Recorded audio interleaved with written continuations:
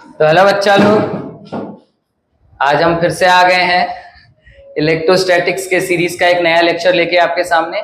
आज के लेक्चर का टॉपिक होगा vector form of Coulomb's law. ठीक है, अब पिछले लेक्चर में हमने कूलॉम्स लॉ देखा, कूलॉम्स लॉ की लिमिटेशंस देखी, कहाँ लगाया जा सकता है कहाँ नहीं लगाया जा सकता, ये सारा कुछ देखा ही था। आज का टॉपिक होगा vector form of Coulomb's law. ये बोर्ड के लिहाजन अच्छा टॉपिक है। थोड़ा बहुत आपका वेक्टर का जो नॉलेज है क्लास 11 का वो शार्प हो जाएगा। हाँ, एक महत्वपूर्ण बात बता दूं, मैं कोशिश करूंगा कि मैं कुछ वेक्टर के बेसिक्स बता दूं आपको, ताकि वो बच्चे जिनको वेक्टर का नॉलेज नहीं है या जैसा भी रीजन है उनको इस समय वेक्टर टफ लगता है या जो भी लगता है, तो वो आज के लेक्चर से पूरा वो समझ जाएंगे। जितनी जरूरत होगी उतना वेक्टर मैं आपको बता दूंगा। ठीक है, तो चलिए शुरू करते हैं। पहली बात मैं आपको बेसिक्स थोड़ा सा बता दूं। वेक्टर जब आपने पढ़ा होगा तो वेक्टर क्या होता है, इसका ग्राफिकल रिप्रेजेंटेशन एक एरो से होता था, सबको पता होगा। ठीक है, ये जो एरो का हेड होता था ये वेक्टर के डायरेक्शन को बताता है। किसको बताता है भैया? वेक्टर के डायरेक्शन को। और इस एरो की जो लेंथ होती थी वो मैग्नीट्यूड को बताता था। ठीक है, इतना दिमाग में रखिए। ठीक है, किसी भी वेक्टर को रिप्रेजेंट करने का तरीका ऐसा था कि सपोज करिए ए एक वेक्टर है। ठीक है, तो इसको रिप्रेजेंट करने का तरीका या तो ये था, या तो आपने बुक्स में अपने देखा होगा कुछ डार्क करके लिख देते हैं इसी को। ठीक है, इन दोनों को अगर पढ़ना होगा तो हम क्या पढ़ेंगे भाई? Vector A. ये पुराने वेक्टर के लेक्चर में मैंने बता दिया है। वेक्टर के मैग्नीट्यूड को कैसे दिखाते हैं, इसको क्या पढ़ेंगे भाई?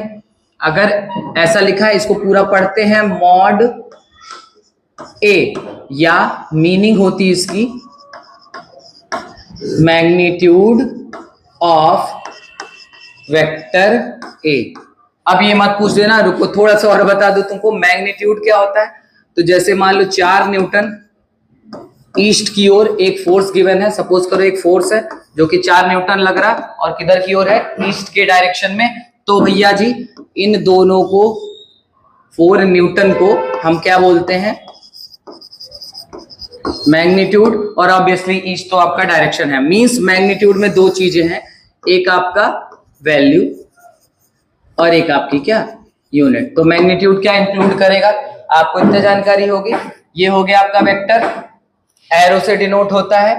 एरो हेड बता देगा डायरेक्शन को, एरो की जो लेंथ होगी वो क्या बता देगा? आपके मैग्नीट्यूड को। ठीक है, एरो को वेक्टर को डिनोट करने का क्या तरीका है? एक वेक्टर है उसके ऊपर एरो लगी हुई होगी, तो आप इसको भी पढ़ोगे वेक्टर ए।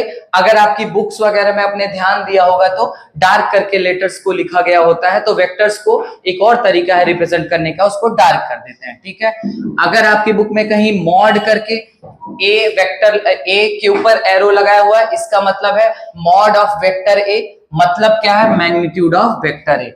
ठीक है, उसके बाद मैंने मैग्नीट्यूड को थोड़ा सा इलेबोरेट कर दिया एक एग्जांपल लेके कि सपोज करिए एक फोर्स एक वेक्टर होता है, आपको पता है। अब इससे डिटेल में मैं नहीं जा सकता। फोर्स एक वेक्टर है, अगर वो 4 न्यूटन ईस्ट के डायरेक्शन में है बच्चा, तो इसमें जो 4 न्यूटन है इसको कलेक्टिवली हम कहते हैं मैग्नीट्यूड। और ईस्ट क्या है? डायरेक्शन। मींस वेक्टर के अंदर क्या क्या है? मैग्नीट्यूड और डायरेक्शन। ठीक है, मैग्नीट्यूड में भी थोड़ा सा और डीप गए तो क्या पता चला? वैल्यू भी और क्या है? यूनिट है। यहां तक इतनी बातें आप समझ गए हो। ठीक है, किसी भी वेक्टर को रिप्रेजेंट करने का तरीका। अब मैं धीरे धीरे आगे बढ़ रहा हूं, ये वाली बात आप दिमाग में रखिएगा। क्या?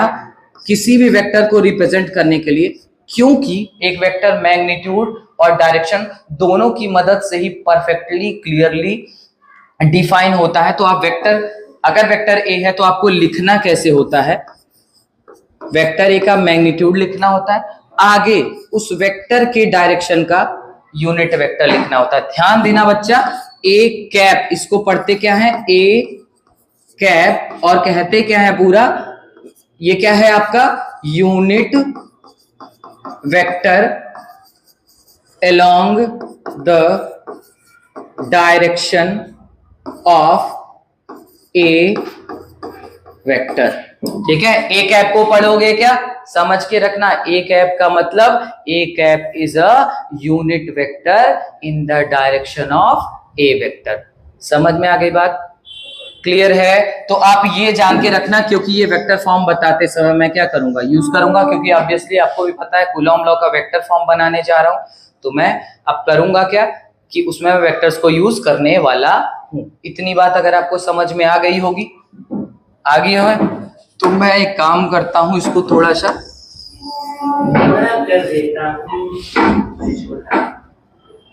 छोटा कर देता हूं और आपके लिए एक कोने में रख दूंगा इसको, ताकि आपको जरूरत होगी तो आप देख लोगे इसको। यहां से आ जाओ भाई साहब,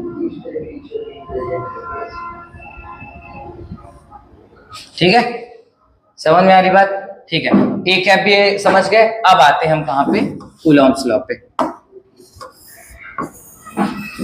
ठीक है, क्या होगा, सपोज करिए कूलॉम्स लॉ में जो हम डिफाइन करते हैं, या कूलॉम बाबा जो बताए थे वो क्या बताए थे, फोर्स के बारे में जानकारी बताए थे। ऐसा फोर्स के बारे में जानकारी बताए थे जो जब दो चार्जेस एक दूसरे से इंटरेक्ट करते हैं, वो फोर्स के बारे में उन्होंने जानकारी दी थी। ये आपको मैंने पहले बता दिया। तो सपोज करिएगा, अच्छा एक चीज बताना मैं भूल गया, एक चीज और बता देता हूं आपको, रुकिए, वेक्टर के बारे में थोड़ा सा और बताना है आपको। ठीक है, एक चीज है आपको जानना पड़ेगा, पोजीशन वेक्टर, जिसका मैं यहां यूज करने वाला हूं। क्या? Position vector. पोजीशन वेक्टर क्या होता है भाई? पोजीशन वेक्टर क्या होता है आप सबको पता है। आप अपने जहां पे भी आप रहते हो, अपने घर की लोकेशन बतानी है, घर की पोजीशन बतानी है, या किसी पर्टिकुलर जगह की पोजीशन बतानी है, तो जब भी आप पोजीशन को एक्सप्लेन कर रहे होते हो ना, तो केवल ये कह के काम नहीं चलेगा कि जाइए आधा किलोमीटर पे है या 1 किलोमीटर पे है। समझ में आ रही बात? आपको स्पेसिफिकली मैग्नीट्यूड भी बताना पड़ता है। कि जैसे सपोज करिए आपसे किसी ने पूछा कि हमारे एरिया में मान लीजिए कि चाय सुट्टा बार कहाँ है, ठीक है, तो चाय सुट्टा बार के बारे में अगर बताना होगा तो आप बताएंगे इस तरीके से कि वो किस डायरेक्शन में आपको जाना है और कितना जाना है। मींस आप उस एक पर्टिकुलर चीज के लोकेशन को जब आप एक्सप्लेन कर रहे होते हो, तो आपको वैल्यू भी बतानी पड़ती है कि कितना चल रहा है, और डायरेक्शन भी बताना पड़ता है। ठीक है, ये आपको पहले से पता होगी चीजें। तो यहां से एक चीज तो कंक्लूड कर सकते हैं कि पोजीशन एक वेक्टर क्वांटिटी है। इसी वजह से मैं आपको यहाँ क्या पढ़ा रहा हूं, पोजीशन वेक्टर। थोड़ी सी बस जानकारी दूंगा, पूरा पढ़ाऊंगा नहीं। ठीक है, तो सपोज करिए, अब आते हैं जरा फिजिक्स में। सपोज करिए, let there be a point P। ठीक है, कोऑर्डिनेट्स इसके मान लो है 2, 3। ठीक है, ये P की क्या है, पोजीशन है। ठीक है, इसको जरा हम इसका पोजीशन वेक्टर लिखते हैं, क्योंकि P पोजीशन क्या है, एक वेक्टर क्वांटिटी, तो पहले P की पोजीशन को दिखाएंगे। ठीक है, हमको x में कितना चलना 2, y में कितना चलना 3। ठीक है, तो यहां पे P आएगा। अब ध्यान से सुनना, रेफरेंस पॉइंट किसको माने हैं, ओरिजिन को। पॉइंट P को लोकेट कर लिए, क्लास 9th में ही कोऑर्डिनेट ज्योमेट्री में लोकेट करना सीख लेते हैं। ठीक है, अब बेटा जहां से आपने जिसको आपने रेफरेंस पॉइंट माना है, वहां से एक एरो बनाइए जिसका एरो हेड P की ओर हो। ठीक है, तो देखो यहाँ पे एरो है, और आपको पहले ही बताया मैंने वेक्टर्स को किससे दिखाते हैं, एरो से। यानी बेटा ये अगर यहाँ O लिख दो, तो जो OP वेक्टर होगा वो एक्चुअली में उसको बोलोगे क्या, position vector of point P। समझ में आई बात? इसको क्या बोलेंगे, position vector of point P। ये तो आप समझ गए क्या? इसी तरीके से जब भी किसी का पोजीशन वेक्टर लिखना हुआ हो, जैसे अब मान लो मैं पोजीशन वेक्टर लिखूं, तो OP वेक्टर मेरे को अगर लिखना हुआ होगा, तो 2 चला हूं मैं किस डायरेक्शन में, x डायरेक्शन में, इसलिए 2, और x डायरेक्शन का यूनिट वेक्टर क्या होता है, i कैप, प्लस 3 चला हूं किधर की ओर, y की ओर, और y डायरेक्शन का यूनिट वेक्टर कौन होता है, j कैप, तो क्या हो जाएगा 3j कैप। तो ये कुल मिला के आपने क्या लिख दिया, position vector of P in terms of I and J। यहां पे आपने इसको ग्राफिकली रिप्रेजेंट कर दिया, तो ये वाली जो एरो है बेटा, इसको हम क्या बोलेंगे, position vector of point P। आई होगी बात समझ में आपको? ठीक है, समझ गए? इतना दिमाग में रखना, क्योंकि अब मैं पेज चेंज करूंगा और ये चीजें यूज करूंगा। एक छोटी सी बात और बता दूं, ठीक है, पोजीशन एक वेक्टर है, तो एक और वेक्टर आपको यहां पे यूज होगा, डिस्प्लेसमेंट वेक्टर। ये सारी चीजें जो मैं बता रहा हूं, ये बकवास नहीं कर रहा हूं भाई साहब। अभी आगे vector form of Coulomb's law perfectly समझने के लिए ये चीजें आपको चाहिए। तो आप करोगे क्या, या तो आप जाओ वेक्टर का लेक्चर ढूंढो, वहां से पोजीशन वेक्टर और डिस्प्लेसमेंट वेक्टर पढ़ो, फिर आओ कूलॉम्स लॉ का ये वेक्टर फॉर्म पढ़ो, और या तो मैंने आपको यहीं पे कलेक्टिवली जितनी जरूरत है उतना यहाँ पे कर दे रहा हूं। सपोज करिए कि अगर पॉइंट P 2,3 पे था पॉइंट P, अब ये अपनी पोजीशन चेंज किया और ये यहां से एक ऑब्जेक्ट था, एक पार्टिकल था जो पहले पॉइंट P पे था, ठीक है, तो ये इसका पोजीशन वेक्टर था। अब क्या हुआ, ये पॉइंट P जो पार्टिकल था P पे, वो कहां चला गया, एक पॉइंट Q पे जिसका कोऑर्डिनेट था 3,5। समझ में आई बात। अब जैसे मैंने P का पोजीशन वेक्टर ये एरो दिखाया, उसी तरीके से Q का पोजीशन वेक्टर यहां से क्या मिला दूंगा, तो यहां से मैं कहूंगा बेटा जो OQ है वो क्या है, पोजीशन वेक्टर है, पोजीशन वेक्टर है ऑफ पॉइंट Q। समझ आई बात। इसको लिखना होगा तो कैसे लिख दूंगा भाई, 3 चला हूंगा मैं x डायरेक्शन में और +5 चला हूंगा j डायरेक्शन में, तो दोनों लिखना आ गया। अब आपको एक बात पता होगी क्लास 9 से, डिस्प्लेसमेंट होता क्या है। पहली बात, displacement final position minus initial position, यही होता है डिस्प्लेसमेंट। ये एक वेक्टर क्वांटिटी थी, ये आपको पहले से पता है, नहीं पता है तो अभी से जान लो, ठीक है। अब एक बात बस ऐड करूंगा, displacement is equal to final position minus initial position. ठीक उसी तरीके से displacement vector is equal to final position vector minus initial position vector. क्या कहना चाह रहा हूं जरा मैं आपको यहां समझा दूं, ध्यान से सुनो। अगर मैं कहता हूं कि P और Q उस पार्टिकल की 2 पोजीशन थी, तो जरा डिस्प्लेसमेंट को आप इंडिकेट कर दीजिए। तो ध्यान से सुनना बेटा, ये जो होगा ग्रीन कलर्ड पार्ट, ठीक है, ये एक्चुअली में क्या है, डिस्प्लेसमेंट। क्या है बेटा, डिस्प्लेसमेंट। अगर आप P से Q जा रहे हो तो एरो लगाओ Q की ओर, ठीक है। अब जो PQ वेक्टर होगा वो क्या होगा, डिस्प्लेसमेंट वेक्टर। कब, जब ट्रेवल स्टार्ट हो रहा है कहां से, P से जा कहां को रहे हैं, Q को, ठीक है। अगर जर्नी स्टार्ट हो रही है Q से, जा रहे हो P को, ठीक है, तो डिस्प्लेसमेंट का मैग्नीट्यूड तो यही होगा, लेकिन एरो लगा देना इधर, मतलब QP क्या होगा बेटा, ये भी डिस्प्लेसमेंट वेक्टर होगा, ये भी क्या होगा, डिस्प्लेसमेंट वेक्टर ही होगा, लेकिन जर्नी कहां से स्टार्ट होगी, Q से, और जाएगा किधर को, P को। समझ में आ गई बात, इतना समझ में आ गया। अब मैंने जो अभी बताया आपको क्या, कि displacement vector, displacement is equal to final position minus initial position, पहले से पता है। इसी तरीके से displacement vector is equal to final position vector minus initial position vector. तो थोड़ा सा जरा देखना, थोड़ा सा मुझे टाइम देना बेटा। अगर मैं इसको थोड़ा सा नन्हा कर दूं, चलो भाई नन्हे हो जाओ, जगह बताने के लिए थोड़ा कर रहा मैं ये, ठीक है, मिट जा, ठीक है। अब ध्यान से सुनना, यहाँ पे सपोज करिए मेरे को PQ डिस्प्लेसमेंट वेक्टर लिखना है, PQ डिस्प्लेसमेंट वेक्टर। तो फाइनल पोजीशन कौन है, P से कहां जा रहे हैं, Q को, तो PQ डिस्प्लेसमेंट वेक्टर लिखना चाहते हैं तो हम लिखेंगे फाइनल पोजीशन वेक्टर। तो फाइनल पोजीशन का वेक्टर, फाइनल पोजीशन क्या है, Q, और उसका वेक्टर यही है, इसको हमने लिखा क्या है, 3i cap plus 5j cap, तो इसको लिख दूंगा 3i cap plus 5j cap. अब माइनस इनिशियल पोजीशन वेक्टर, तो इनिशियल वाली पोजीशन का वेक्टर यानी OP वेक्टर की बात कर रहा हूं मैं, और OP क्या होगा, लिखा मैंने 2i cap plus 3j cap, तो इससे माइनस कर दूंगा क्या, 2i cap plus 3j cap. थोड़ा सा सॉल्व कर लिया जाए, 3i cap plus 5j cap minus 2i cap minus 3j cap, minus कर लो, 3 2 क्या आ जाएगा, i कैप, 5 माइनस 3 2 आ जाएगा, j कैप। तो ये क्या है भाई, एक्चुअली में +2 होगा। समझ में आई बात। अब ये क्या है, पी क्यू पोजिशन वेक्टर। ठीक इसी तरीके से बेटा अगर आपको क्यूपी लिखना होता तो आप फाइनल पोजीशन अब हो जाती पी, तो आप पहले लिखते ओपी वेक्टर और फिर माइनस करते किसको, ओ क्यू वेक्टर को। समझ में आ गया।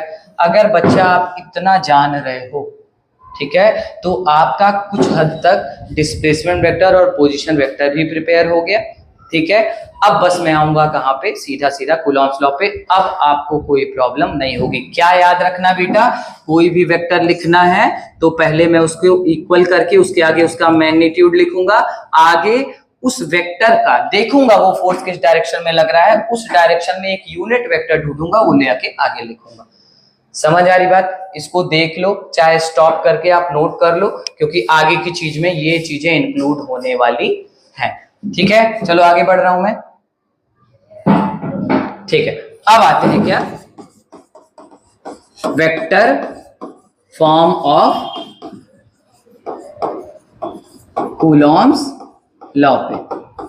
ठीक है, किसी को डायरेक्ट देखना होगा तो ये टाइमिंग हम मेंशन कर देंगे, आप सीधा vector form of Coulomb's law देख लेना। किसी को बेसिक सीख के तब कूलॉम्स लॉ देखना होगा तो भैया वो स्टार्टिंग से आ जाएगा। ठीक है, चलो स्टार्ट करते हैं। सपोज करिए दो चार्ज है, देयर आर टू, ठीक है, there are two charges Q1 and Q2। तो चलो भाई, एक चार्ज ले लेता हूं मैं Q1, एक चार्ज ले लेता हूं Q2। ये बातें आपको पहले से पता है। मान लो इनके बीच की डिस्टेंस क्या है, स्मॉल r है। ठीक है, आपको मैंने एक फॉर्मूला बताया था, मैंने नहीं बताया था, Fe का formula K Q1 Q2 upon R square, या कुछ बच्चे इस तरीके से बार बार लिखते होंगे 1/4πε0 Q1 Q2 upon R square. ठीक है, ये एक्चुअली में बेटा आपको अगर मैं बता दूं, जब भी ये फॉर्मूला आप न्यूमेरिकल्स लगाते समय करना, ये तो आप Q1 और Q2 का साइन पुट नहीं करोगे। ध्यान रखना, कूलॉम्स लॉ का ये जो फॉर्मूला है ये एक्चुअली में इसका स्केलर फॉर्म है। स्केलर फॉर्म मतलब क्या, इस फॉर्मूले से केवल और केवल आप इलेक्ट्रोस्टैटिक फोर्स का मैग्नीट्यूड पाते हो। मींस जो Fe है ना, इसको मैं ऐसे भी लिख सकता हूं। समझ आ गई बात। ठीक है, तो ये क्या है, ये फॉर्मूला जब भी आप फॉर्मूला यूज कर रहे होगे तो Q1 और Q2 जो चार्जेस होंगे उनका मैग्नीट्यूड ही लिखना। लाइक प्लस और माइनस मत लगा देना कि एक चार्ज 2 कूलम का है, एक -2 कूलम का है, तो Q1 की जगह 2 रख दें और Q2 की जगह -2 रख दें। ठीक है, ऐसा आप नहीं करोगे। अगर आपको साइन रखना है तो आप वेक्टर फॉर्म में रख के करो, कोई दिक्कत नहीं होगी।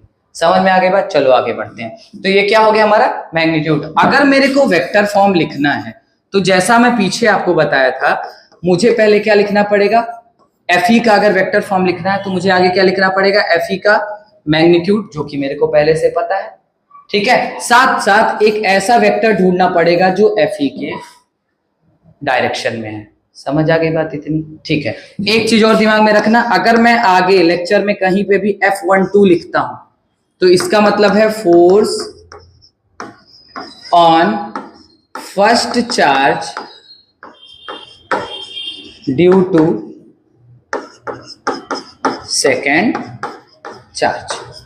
समझ आई बात। अगर मैं लिखता हूं ठीक इसी तरीके से F21 तो इसका मतलब हो जाएगा भैया फोर्स ऑन क्या, second charge due to first. समझ गए, ये जानकारी आपको है। तो चलिए लिखते हैं। हमको ढूंढना क्या है, Fe का वेक्टर फॉर्म लिखना था, तो ये तो पता ही है, यही ढूंढना है। ठीक है, यही ढूंढने चलते हैं। चलो पहले तो सपोज करो दो चार्जेस हैं Q1 और Q2। एक केस 1 लेके चल रहा हूं मैं, केस 1, जिसमें दोनों चार्जेस का नेचर जो है वो सेम है। नेचर सेम मतलब इनके बीच में क्या होगा, रिपल्सन होगा। ये बेसिकली आप दिमाग में बिठा लीजिएगा। ठीक है, चलो पहले वेक्टर फॉर्म लिखना है तो पहले हम क्या करते हैं, इनका पोजीशन वेक्टर डिफाइन करते हैं। तो सपोज करो यहां पे एक जो चार्ज Q1 है इसका पोजीशन वेक्टर ये होगा, पीछे बताया हूं मैं आपको। और सपोज करो मैं इसको सीधा क्या कह रहा हूं, R1 वेक्टर। ठीक है, समझ में आ रही बात। अब ये Q2 का पोजीशन वेक्टर हो गया, ये वाली एरो। सपोज करो ये क्या है आपका R2 वेक्टर। समझ आ गया है जी? सब समझ में आ रहा है? ठीक है। अब क्या लिखना है मेरे को, बस ये देखना है। अब अगर मैं यहां पे F12 देखूं, यानी ये भी इसको रिपल करेगा इधर की ओर और ये इसको रिपल करेगा इधर की ओर। क्लियर है? एकदम समझ में आ रहा है? अब अगर मैं यहां पे लिखना चाहूं force on one due to two vector form में, ठीक है, तो मैग्नीट्यूड तो वही हो जाएगा। ध्यान से सुनना, मैग्नीट्यूड क्या हो जाएगा बेटा बताना, कि 1/4πε0 जो है Q1 Q2। अब ध्यान से सुनना बेटा, 1 से 2 किसका डायरेक्शन है, कौन से डिस्प्लेसमेंट वेक्टर का, जो ये फोर्स कहां लग रहा है, इधर लग रहा होगा, ये कौन है आपका force on one due to two, और ये कौन है force on two due to one. मैं किसको लिखना चाहता हूं बेटा, force on one due to two को लिखना चाहता हूं, तो इसका मैग्नीट्यूड तो यही हो जाएगा, क्योंकि आपको पिछले लेक्चर्स में मैं बता चुका हूं ये दोनों वेक्टर्स का मैग्नीट्यूड इक्वल होता है, बस डायरेक्शन अपोजिट होता है, तो मैग्नीट्यूड तो यही हो जाएगा। अच्छा बेटा, दोनों के बीच का डिस्टेंस मैं थोड़ा सा मॉडिफाई कर रहा हूं, ध्यान से सुनना, सेम बात होगी, r² ही मेरे को लिखना है, लेकिन मैं थोड़ा सा तमीज दिखाना चाहता हूं, ध्यान से सुनो। ये किसका डायरेक्शन है, यानी ट्रेवलिंग कहां से हो रही है, फोर्स लगा कौन रहा है, 2 किधर की ओर, 1 की ओर, तो इसको मैं लिखूंगा, इसको लिखूंगा r12 वेक्टर। सॉरी गलती कर दिया मैंने, इसको लिखूंगा r किधर से किधर को, 2 से किधर जा रहे हैं, 1 को, तो इसको लिखूंगा r21 वेक्टर। यानी 1-2 किस डायरेक्शन में लग रहा है, r21 के डायरेक्शन में लग रहा है। मुझे यहां पे मैग्नीट्यूड लिखना है, तो मैं यहां लिख दूंगा r21 का स्क्वायर। समझ आ रही बात? ये हो गई मैग्नीट्यूड की बात। अच्छा, अब जैसा मैंने बताया कि फोर्स का मैग्नीट्यूड तो मैंने लिख लिया है, अब बस मेरे को क्या चाहिए, यूनिट वेक्टर चाहिए उसके डायरेक्शन में। तो क्या ये डायरेक्शन r21 डिस्प्लेसमेंट वेक्टर का नहीं है कि नहीं है? हाँ, ये किसका डायरेक्शन है, r21 वेक्टर का। तो पहले मैं r21 वेक्टर निकालूंगा, जैसा आपको बताया था r21 वेक्टर क्या हो जाएगा, तो एक डिस्प्लेसमेंट वेक्टर है, और डिस्प्लेसमेंट वेक्टर होता है फाइनल पोजीशन का वेक्टर माइनस इनिशियल पोजीशन का। तो फाइनल पोजीशन कौन है भाई, ये वाली Q1 वाली, तो Q1 का पोजीशन वेक्टर क्या है भैया, R1 vector minus R2 vector. बोलो, अब इसका डायरेक्शन निकालने के लिए आप R21 कैप निकाल दो, ठीक है, क्यों, 1-2 किस डायरेक्शन में लग रहा है, R21 डायरेक्शन में लग रहा है, मेरे को R21 डायरेक्शन का यूनिट वेक्टर निकालना पड़ेगा। और यहां से जरा देख लो, किसी भी डायरेक्शन का यूनिट वेक्टर निकालने के लिए वो वेक्टर डिवाइडेड बाय उसका मैग्नीट्यूड लिखा जाता है।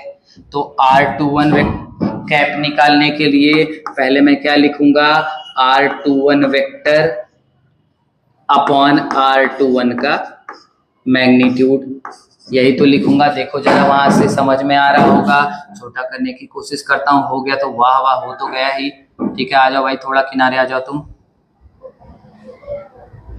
ठीक है भाई साहब, समझ में आ रही बात? तो मेरे को पूरी बात समझ में आ गई है कि F12 वेक्टर होगा क्या भैया, के Q1 Q2 upon R21 square, R21 square. और अच्छा, इसको आप एक तरीके से और लिख सकते हो, ध्यान से सुनना, R21 स्क्वायर मतलब क्या, R21 वेक्टर का मैग्नीट्यूड का स्क्वायर, सीधा सीधा मतलब क्या होता है, R21 का, इसका सीधा सीधा मतलब होता है R21 का स्क्वायर। तो अभी हमने क्या लिख दिया, मैग्नीट्यूड। अब इसके डायरेक्शन का यूनिट वेक्टर, वो तो R21 वेक्टर ही है, यहाँ क्या लिखेंगे, R21 वेक्टर का कैप। समझ आ रही बात? अब जो निकाला है वो आगे पुट करूंगा मैं, के Q1 Q2 upon R21 already लिखा हुआ है, इसको जरा एक्सप्लेन करके मैं लिख दूं, into R21 vector divided by R21 vector का मैग्नीट्यूड। समझ में आई बात? थोड़ा सा और ध्यान देना, बस हो गया भाई साहब, के Q1 Q2 अपॉन R21 का स्क्वायर, और R21 वेक्टर को क्या लिखा हूं मैं, R1 माइनस R2। तो यहां ऊपर लिख दे रहा हूं R1 vector minus R2 vector divided by बेटा क्या, R21 का मैग्नीट्यूड। समझ में आई बात। और R21 का मैग्नीट्यूड भाई मतलब क्या, R21 सीधा सीधा, अरे भाई साहब वेक्टर ए का मैग्नीट्यूड क्या, ए, तो R21 का मैग्नीट्यूड क्या, R21 बोलो, अरे सॉरी एरो नहीं लगाना, तो R21 को बाहर निकाल दूंगा और ये R21 के साथ क्या हो जाएगा, R³ हो जाएगा। तो वेक्टर फॉर्म क्या हो जाएगा, ध्यान से सुनना सब लोग, सुन लो यार, क्या ही जा रहा जिंदगी। हाँ तो बच्चा थोड़ा सा प्रॉब्लम हुई थी, लेकिन चलिए यहां तक क्या लिख दिया भाई मैंने, तो ये कुल मिला के F12 वेक्टर जो है उसका वेक्टर फॉर्म लिख दिया मैंने। थोड़ा सा अभी बताया मैंने आपको, R21 वेक्टर मतलब क्या, R21, तो यहाँ R21 वेक्टर की मैग्नीट्यूड की जगह R21 लिख दूंगा, यहाँ R21 का स्क्वायर ऑलरेडी है, ये क्या हो जाएगा R21 का क्यूब। तो vector form of force on 1 due to 2 is equal to होगा क्या बेटा, K Q1 Q2, इधर क्या हो जाएगा भैया R1 minus R2 divided by R21 का क्यूब। समझ आई बात, समझ में आया क्या, ठीक है। अब जरा यहीं से ध्यान दे लो, पहले हम क्या ऑब्जर्व करेंगे, फोर्स कहां से कहां को लग रहा है। तो देखो यहाँ 1 है, यहाँ 2 है, यहाँ R1 माइनस R2 है, ठीक है। नीचे क्या है, R21 का क्यूब। समझ में आ गई बात। अब इसी तरीके से अगर इसको मैं मिटा दूं और मैं तुमसे कहूं, मैंने क्या लिखा था F12 ना, तो अगर मैं कह दूं F21 लिख के दिखाओ, तो कहोगे देखिए पहले मैग्नीट्यूड लिखेंगे, मैग्नीट्यूड क्या होगा, K Q1 Q2 अपॉन, बस यहां थोड़ा सा चेंज कर लेना, R मत लिखना, क्योंकि वेक्टर फॉर्म में थोड़ी सी तहजीब दिखाना भी बड़ा जरूरी होता है, ठीक है। तो अब क्या लिखेंगे 1 से 2, तो यहां लिख देंगे क्या, कहां से, F21 किस पे लग रहा है, F on 2 due to 1, F on फोर्स on 2 ड्यू टू 1, ये R12 का डायरेक्शन है कि नहीं है। देखो जरा, जर्नी स्टार्ट कहां से होगी, 1 से जाएगी किधर को, 2 को 4 से, यही तो लग रहा है। तो यहां क्या लिख दोगे, R12 का क्यूब। और जब आप 1 से 2 जाते हो तो ये डिस्प्लेसमेंट वेक्टर होता है, तब फाइनल पोजीशन ये बनती है और इनिशियल पोजीशन ये बनती है। तो फाइनल पोजीशन वेक्टर बनेगा R2 वेक्टर और इनिशियल पोजीशन वेक्टर बनेगा R1 वेक्टर। तो यहां क्या लिखोगे आप, R2 vector minus R1 vector. समझ में आ गई बात। यहां क्या था भाई, F12 कहां से कहां को लग रहा था, F on 1 ड्यू टू 2, इधर से इधर को लग रहा था, इसलिए मैंने R21 लिया, और ये लग रहा था इधर को, इसलिए फाइनल पोजीशन बनती थी R1 वेक्टर वाली और इनिशियल पोजीशन बनती थी R2 वेक्टर वाली, इसलिए क्या लिखा मैंने, R1 vector minus R2 vector. समझ में आ गई बात। लेकिन ये पूरा केस कब था बेटा, जब नेचर क्या था इनका, सेम। अगर नेचर अपोजिट हुआ तो क्या होगा, तो देख लो, वो भी मैं आगे बता दे रहा हूं। मान लो, ये तुरंत समझ में आ जाएगा, तुम्हारा रिवीजन भी हो जाएगा। मान लो चार्ज Q1 है, दूसरा चार्ज Q2 है, इनके बीच की डिस्टेंस R है, ये आपको पहले से पता है, ठीक है। इसका पोजीशन वेक्टर R1 वेक्टर, उसका पोजीशन वेक्टर R2 वेक्टर। अगर बोथ चार्जेस, जिसको हम क्या बना सकते हैं, case number 2, if both charges are of क्या, अपोजिट नेचर, तब क्या होगा भाई, Q1 Q2 को अट्रैक्ट करेगा इधर की ओर, बोलो, ठीक है। यानी इधर की ओर जो होगा फोर्स ऑन 2 होगा ड्यू टू 1 होगा। Q1 Q2 को क्या करेगा, अट्रैक्ट करेगा। तो Q1 अट्रैक्ट करेगा तो फोर्स लगाएगा 2 पे, इसलिए फोर्स ऑन 2, लगा कौन रहा है, Q1, इसलिए Q1, ठीक है। ये अट्रैक्ट करे, इसको अट्रैक्ट करेगा Q2 इधर की ओर, तो इधर कौन हो जाएगा, फोर्स ऑन 1 ड्यू टू 2। समझ आ रही बात। अब सीधा सीधा लिख देता हूं मैं, ध्यान से सुनना।